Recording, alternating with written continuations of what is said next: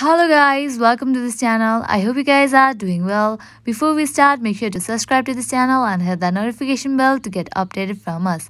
Today in this video, I'm going to teach you to invite your friends in Discord server.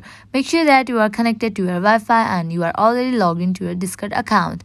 Now let's get started. Open your Discord app. Here we go. Your profile appears.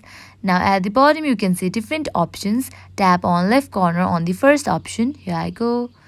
Here at the left corner you can see I have opened my different servers.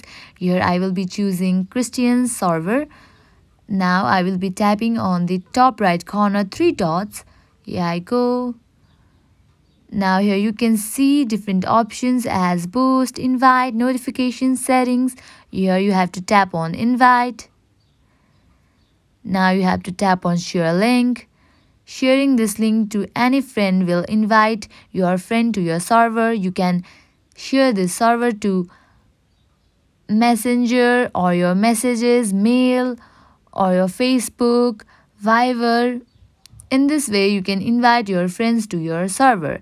I hope this video will help you. At last, make sure to like, share and subscribe to this channel. Thank you.